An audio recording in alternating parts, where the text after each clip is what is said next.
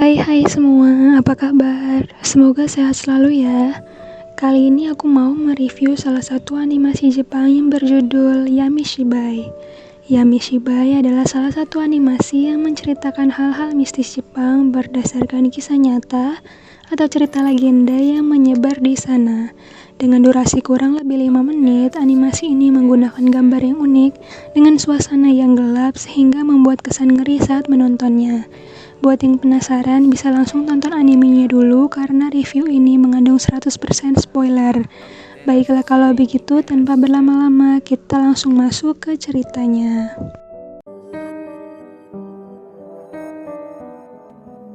Diceritakan tentang seorang anak yang bernama Toshiharu. Dia pulang kampung ke rumah kakeknya bersama kedua orang tuanya. Di rumah kakeknya itu berkumpul juga banyak anggota keluarga yang lain. Tapi ada sesuatu yang berbeda saat itu. Si kakek bilang bahwa mereka harus melakukan sesuatu hari ini, yaitu terus tertawa dari malam hingga esok paginya. Ayah Toshiharu bertanya, apa tujuan mereka berbuat begitu? Si kakek bilang bahwa dia suka dengan aura ketakutan, kebencian, dan kesedihan.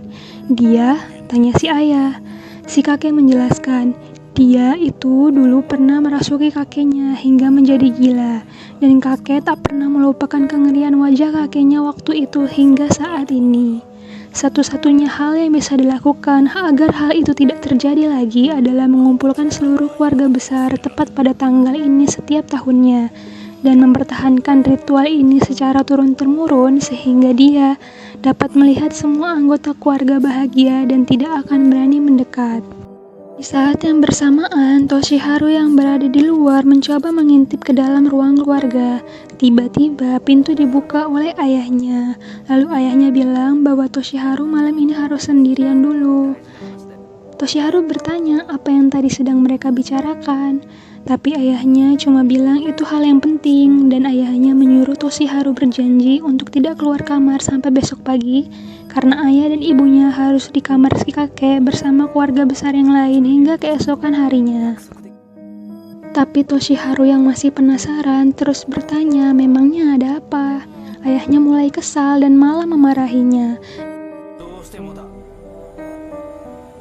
Di malam harinya, Toshiharu yang terbangun karena ingin pipis, dia keluar melewati lorong dan mulai mendengar suara tertawa banyak orang. Toshiharu pun penasaran dan mulai mengintip. Lalu tiba-tiba muncul ayahnya dengan wajah yang sudah dicat tampak seram, dan begitu juga semua anggota keluarga yang lain.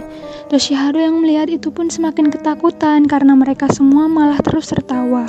Lalu tiba-tiba sesosok makhluk yang disebut dia mulai mendekati mereka dan mereka pun mulai berteriak. Lalu cerita pun selesai. Cukup menegangkan ya. Menurut aku pesan cerita ini ya kita harus terbuka sama anak kita. Jangan mentang-mentang masih kecil kita berpikir bahwa gak perlu ngasih penjelasan sama anak.